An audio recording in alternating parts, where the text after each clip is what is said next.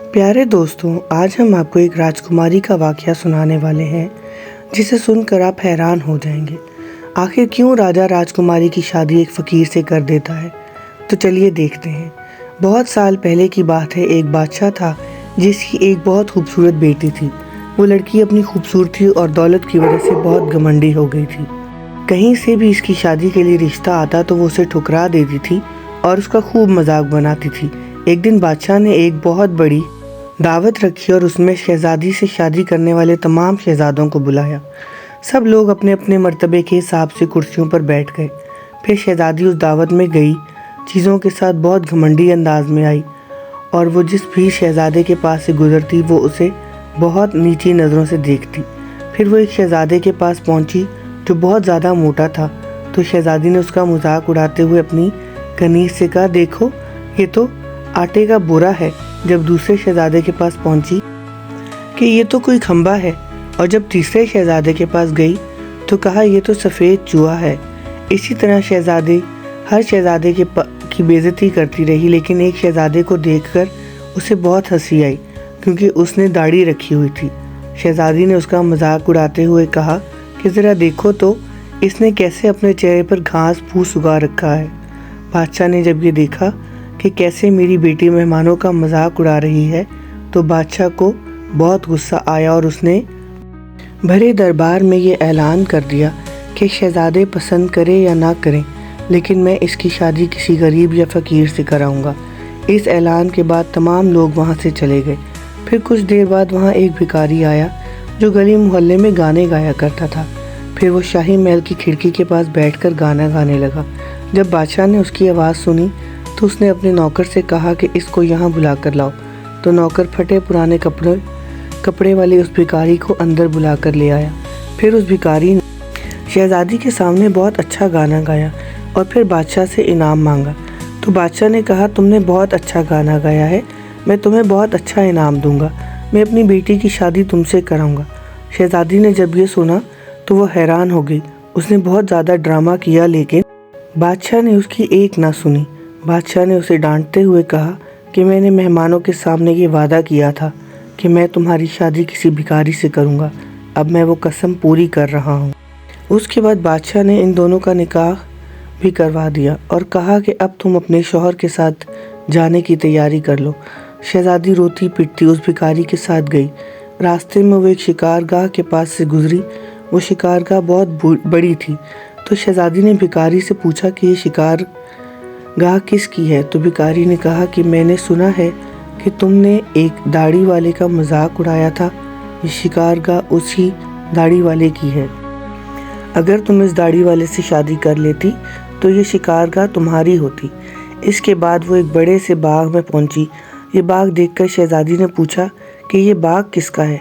تو بھکاری نے کہا یہ باغ بھی اس داڑھی والے کا ہے۔ پھر وہ ایک بڑے عظیم الشان شہر میں داخل ہوئی۔ اتنا بڑا اور خوبصورت شہر دیکھ کر شہزادی حیران ہو گئی۔ اس نے پوچھا کہ اس شہر کا مالک کون ہے؟ تو بھکاری نے کہا یہ شہر داڑھی والے کے ملک میں آتا ہے، اگر تم اس سے شادی کر تو یہ سب تمہارا ہوتا۔ شہزادی نے افسوس کرتے ہوئے کہا کہ میں نے بہت بڑی غلطی کر دی، کاش میں اس سے شادی کر لیتی۔ اس کے بعد بھکاری ناراض ہوتے ہوئے کہا کہ مجھے اس سے کوئی مطلب نہیں، مگر تم میرے ہوتے ہوئے کسی دوسرے مرد کی باتیں کیوں کر رہی ہو؟ کیا مجھ میں کوئی کمی ہے؟ اس کے بعد وہ ایک چھوٹی سی جھونپڑی کے پاس پہنچے تو شہزادی نے کہا کہ کیسی بیکار اور چھوٹی سی جھونپڑی ہے؟ تو بھکاری بولا کہ یہ میرا گھر ہے اور یہی وہ جگہ ہے جہاں ہمیں زندگی گزارنی ہے۔ تو شہزادی بولی کہ تمہارا نوکر کہاں ہے؟ تو بھکاری بولا کہ ہمیں نوکروں سے کیا کام، تم ہر کام کر سکتی ہو، چلو اب تم آگ جلاؤ اور میرے لیے کھانا بناؤ، میں بہت تھک چکا ہوں۔ لیکن شہزادی کو کھانا پکانا نہیں آتا تھا، تو بھکاری نے اس کی مدد کی۔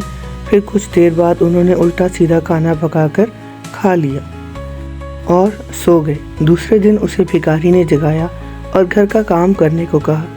شہزادی پورا دن کام کرتی رہی اور اوپر سے بھکاری کی ڈانٹ بھی سنتی رہی۔ کسی طرح سے انہوں نے کچھ دن گزار لیے۔ ایک دن بھکاری نے کہا کہ میں نے جو کچھ کمایا تھا وہ سب اب ختم ہو چکا ہے، اب کمانے کی باری تمہاری ہے۔ میں تمہیں لکڑی لا کر دیتا ہوں، تم مجھ سے ٹوکریاں بنا لو۔ یہ کہہ کر وہ جنگل میں گیا اور ٹوکریوں کے لیے لکڑی کاٹ کر لے آیا۔ شہزادی نے ٹوکری بنانی شروع کر دی۔ اس نے پہلے کبھی اس طرح کی محنت والا کام نہیں کیا تھا، اس لیے اس کی انگلیاں زخمی ہو گئیں اور ان میں سے خون نکلنے لگا۔ یہ دیکھ کر اس کے شوہر نے کہا کہ تم یہ کام نہیں کر سکتی، میں تمہیں دھاگے لا کر دیتا ہوں، تم مجھ سے کپڑے بن لینا۔ لیکن وہ یہ بھی نہ کر سکی، تو اس کے شوہر نے کہا کہ تم میرے لیے بالکل بھی کام نہیں کر سکتی، تم تو کوئی بھی کام نہیں کر سکتی، تم سے شادی کر کے میں برباد ہو گیا۔ اس کے بعد بھکاری نے شہزادی سے کہا، میں کوشش کرتا ہوں کہ تمہارے لیے میں مٹی کے برتن لا دیتا ہوں، تم انہیں بازار میں جا کر بیچ دیا کرو۔ اس بات پہ گھمنڈی شہزادی نے کہا کہ جب میں بازار جاؤں گی تو میرے ملک کے لوگ مجھے اس حال میں دیکھ کر مجھ پر بہت ہنسیں گے۔ تو شوہر نے کہا کہ یہ میرا مسئلہ نہیں ہے، اگر تم بھوک سے نہیں مرنا چاہتی ہو تو تمہیں یہ کام کرنا ہی پڑے گا۔ مٹی کے برتن بیچنے کا کام بہت اچھا چل رہا تھا۔ جب لوگ ایک خوبصورت لڑکی کو بازار میں برتن بیچتے ہوئے دیکھتے تو اس پر ترس کھا کر اس سے کچھ نہ کچھ خرید لیتے۔ جب برتن بک گئے تو بھکاری نے اور برتن لا کر دیے۔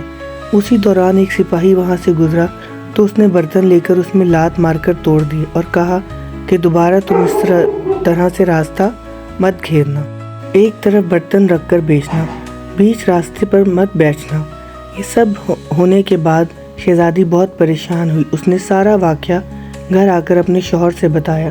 شوہر نے کہا، تم بالکل پاگل ہو، تم سے کسی نے کہا تھا کہ تم برتنوں کو ایسے بیچ بازار میں رکھ کر بیچو، آخر وہاں سے لوگوں کو نکلنے میں پریشانی ہوتی ہے۔ مجھے لگتا ہے کہ تم یہ بھی نہیں کر سکتی، یہ تمہارے بس کا کام نہیں ہے۔ میں شاہی محل جاؤں گا، ہو سکتا شاید تمہارے لائق کوئی کام وہاں مل جائے۔ یہ کہہ کر وہ شاہی محل کے لیے روانہ ہو گیا۔ شام کو وہ واپس آ کر کہتا ہے کہ تمہارے لیے شاہی محل میں مددگار باورچی کی جگہ مل گئی ہے، اب کم سے کم ہمیں پیٹ بھر کے کھانا تو مل ہی جائے گا۔ اس طرح وہ گھمنڈی شہزادی ایک مددگار باورچی بن گئی۔ وہ روز صبح سے شام تک باورچی خانے میں کام کرتی اور رات کو بچا ہوا کھانا اپنے گھر لے آتی۔ اسی طرح دونوں میاں بیوی کا گزارا ہونے لگا۔ محل میں آئے ہوئے اسے کچھ ہی دن گزرے تھے کہ اس نے سنا کہ محل میں کوئی شاہی پروگرام ہے۔ جب مہمان آنے شروع ہوئے تو شہزادی باورچی خانے کی کھڑکی سے انہیں دیکھنے لگی۔ غلام قیمتی کپڑوں میں مہمانوں کا استقبال کر رہے تھے۔ ہر طرف شان و شوکت اور دھوم دھام نظر آ رہی تھی، لیکن شہزادی اپنی قسمت پر آنسو بہا رہی تھی اور اپنے تکبر اور بیوقوفی پر پچھتا رہی تھی۔ اسی دوران وہاں کچھ کنیزیں آئیں جنہوں نے شہزادی کو لذیذ کھانا دیا۔ شہزادی نے اس کھانے کو ٹوکری میں رکھ لیا اور گھر کی طرف چل دی۔ ابھی وہ محل کے دروازے سے گزر رہی تھی کہ اچانک بہت قیمتی پوشاک پہنے ہوئے ایک آدمی نے اس کا راستہ روکا۔ شہزادی نے جب اس کی طرف دیکھا تو یہ وہی داڑھی والا بادشاہ تھا جس کا اس نے مذاق اڑایا تھا۔ وہ خوف سے کانپنے لگی۔ بادشاہ اسے لے کر محل میں پہنچا۔ اتنے سارے لوگوں کو دیکھ کر اس کا اپنے اوپر قابو نہیں رہا اور گھبراہٹ میں اس کے ہاتھ سے ٹوکری گر گئی اور اس میں سے کھانا نکل کر چاروں طرف بکھر گیا۔ تمام درباری ہنسنے لگے۔ شہزادی کا اس وقت ایسا حال تھا کہ کسی طرح زمین پھٹ جاتی اور وہ اس میں سما جاتی۔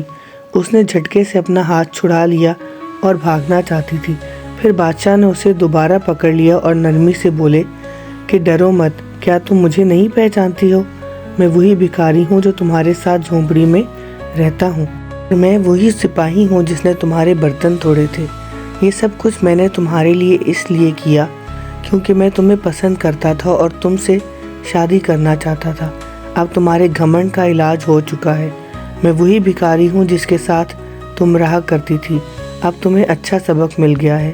پچھلی باتوں کو بھول جاؤ اور دیکھو ہماری شادی کی تیاریاں ہو رہی ہیں۔ اسی وقت کنیزیں آئیں اور اسے اپنے ساتھ لے گئیں۔ پھر شہزادی کو نہلا کر اسے دلہن کا لباس پہنایا گیا۔ پھر جب وہ دوبارہ وہاں آئی تو دیکھا کہ اس کی ماں باپ اور تمام درباری وہاں موجود تھے۔ لوگوں نے اسے مبارکباد دی۔ اس وقت شہزادی بالکل بدل گئی تھی۔